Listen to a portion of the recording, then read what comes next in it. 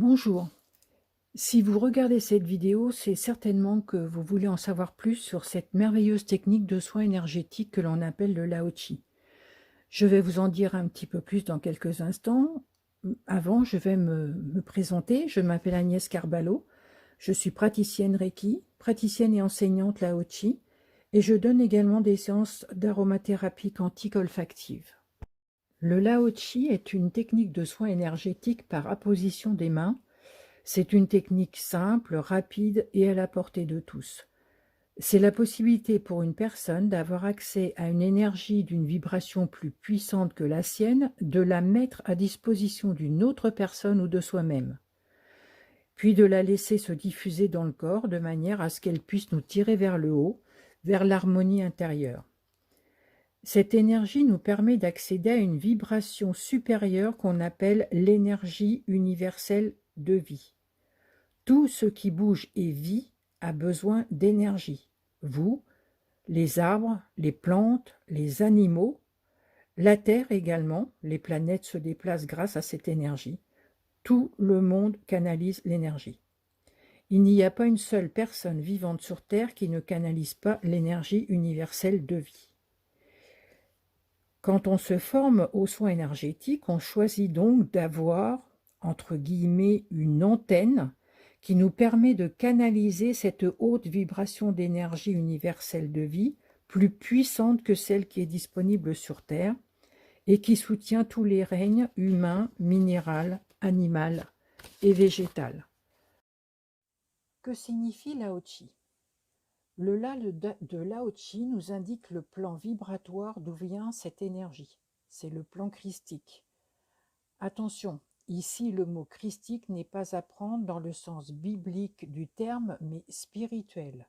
On peut tout aussi bien le remplacer par bouddhique. En effet, d'un point de vue spirituel, le mot Christ signifie être dans l'état de retour en unité avec le Créateur. Bouddha signifie éveillé, avoir atteint un stade d'éveil qui nous remet en unité avec le Créateur. Vous voyez qu'en définitive, c'est exactement la même chose, chacun l'appelle comme il veut.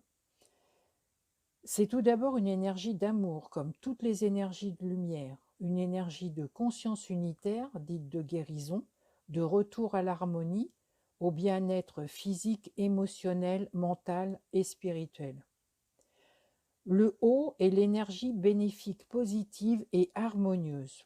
Une énergie positive est forcément en mouvement. Je vais faire une petite parenthèse donc pour vous expliquer un petit peu plus sur la toxicité des énergies négatives. Lorsqu'une énergie commence à être altérée dans son mouvement naturel, à stagner ou à cristalliser, elle devient toxique pour l'environnement où elle se trouve. On peut le voir dans le domaine des émotions négatives sur une longue durée. Elle va altérer le système énergétique et atteindre le corps physique et à la longue créer des maladies, voire pire. Les émotions que l'on porte en soi sans pouvoir se libérer, se pardonner ou pardonner aux autres génèrent une énergie négative. Il est important de les accueillir puis de les laisser passer.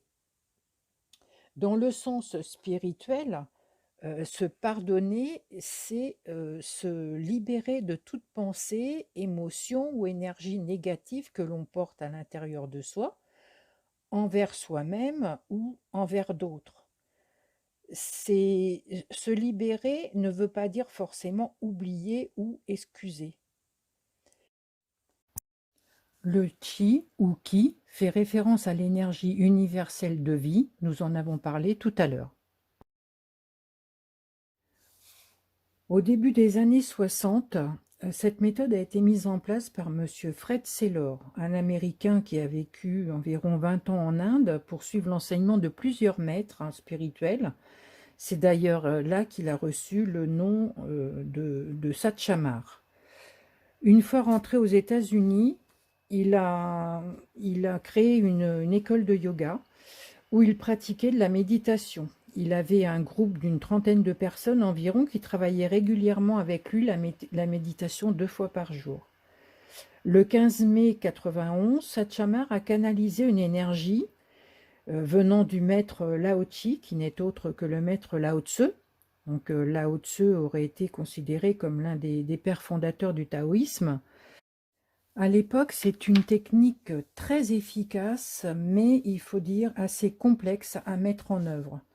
C'est ainsi que Satchamar, lors d'une nouvelle canalisation, a mis en place cette technique comportant 5 positions pour un traitement complet et facile. Il a appelé cette technique Lao Tzu tout simplement du nom des positions. Et il s'est aperçu en même temps que le Lao Tzu est non seulement efficace par lui-même, mais aussi qu'il amplifie les effets bénéfiques d'autres techniques telles que la réflexologie ou le massage par exemple. Elizabeth Chandler va donc rédiger et faire traduire le premier manuel Lao Tzu, et c'est grâce à Jean Cornudet, maître Reiki canadien, que cet enseignement va arriver jusqu'à nous. Comme vous le savez peut-être déjà, nous avons un corps physique, mais également des corps énergétiques, donc éthérique, émotionnel, mental, causal, bouddhique, divin. Le Lao Tzu va travailler en priorité sur le corps physique et sur le premier corps énergétique, c'est-à-dire le corps éthérique. C'est le corps qui a la vibration la plus basse en dehors du corps physique et donc la plus proche. Et c'est sur ce corps également que se trouvent les méridiens.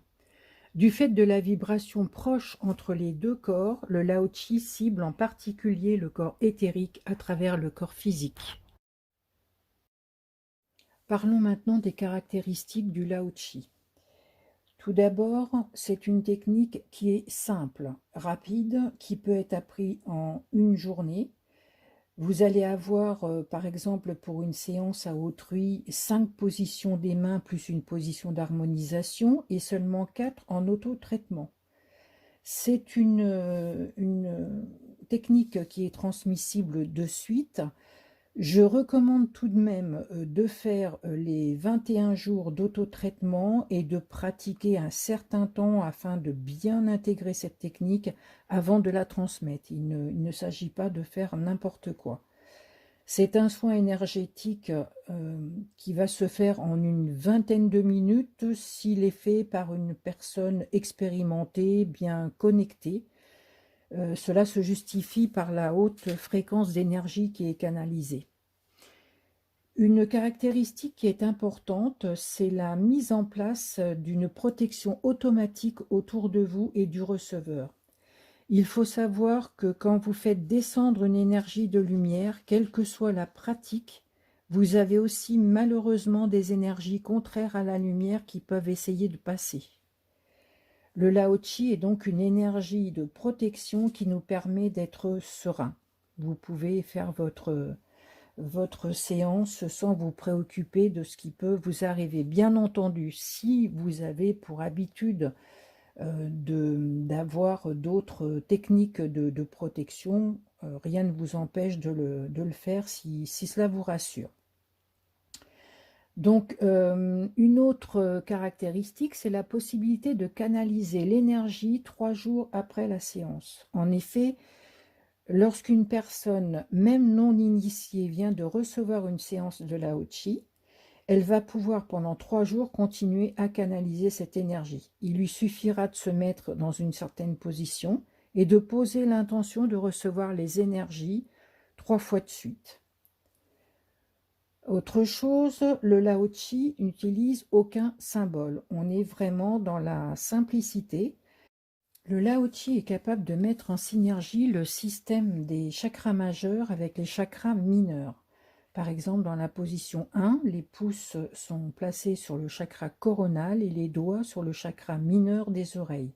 Il faut savoir que vous avez derrière l'oreille un chakra mineur particulier.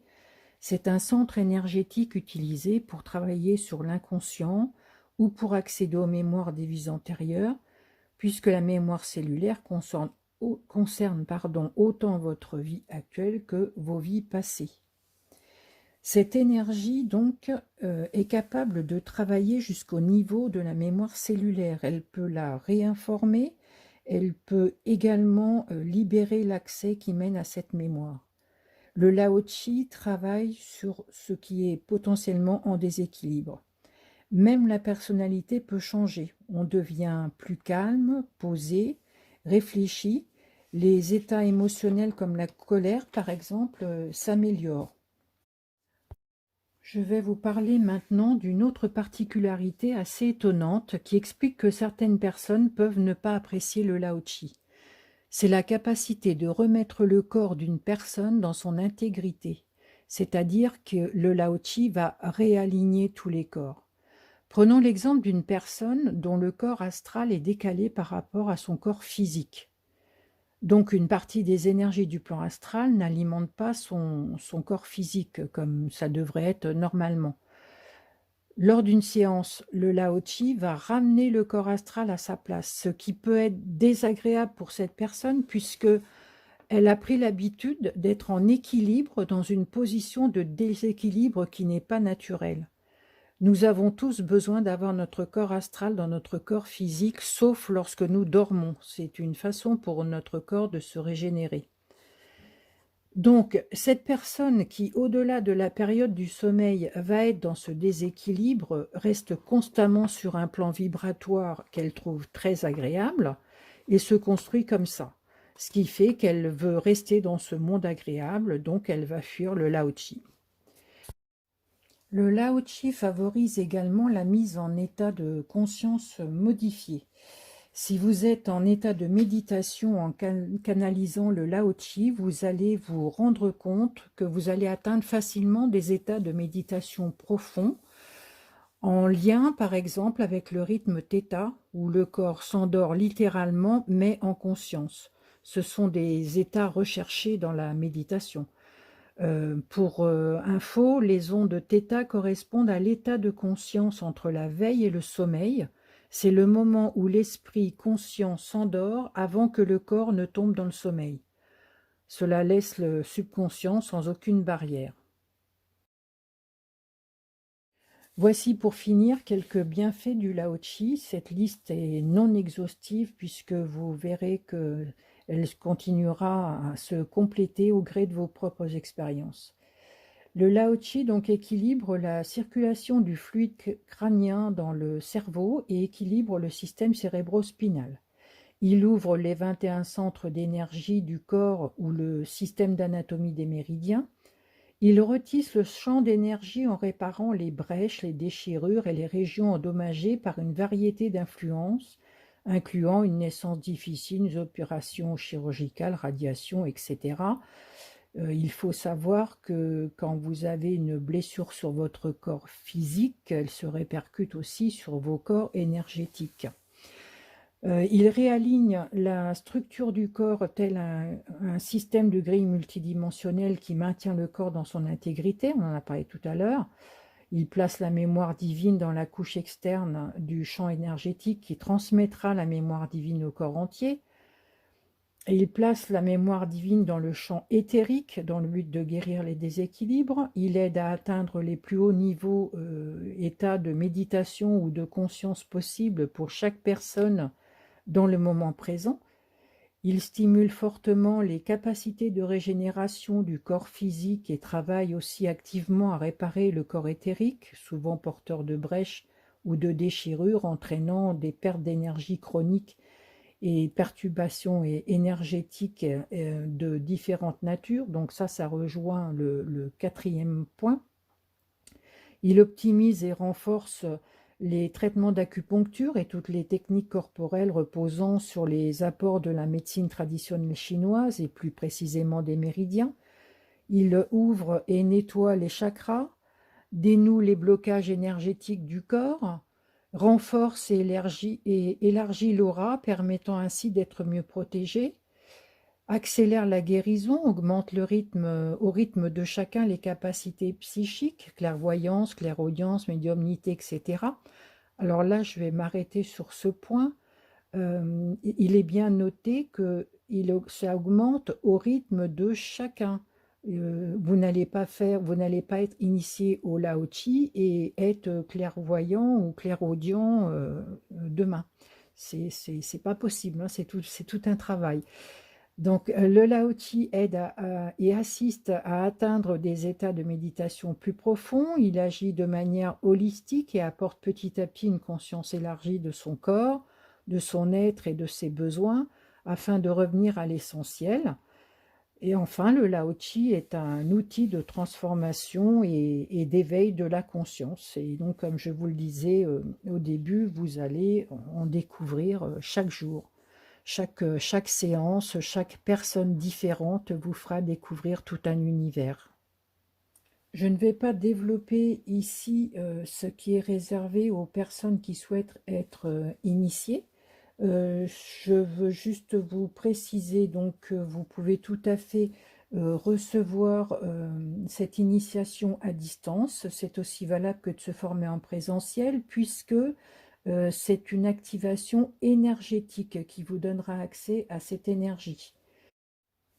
Vous allez donc tout simplement recevoir cette fameuse antenne qui va vous permettre de capter la fréquence vibratoire Lao Tzu, et cette initiation, bien entendu, est valable à vie. Voilà, je vous remercie de votre attention. Si vous voulez en savoir plus, n'hésitez pas à me contacter. Et si vous décidez de sauter le pas et de vous former, eh bien écoutez, sous cette vidéo, vous pouvez cliquer sur le formulaire et vous inscrire. Je vous dis à bientôt. Merci.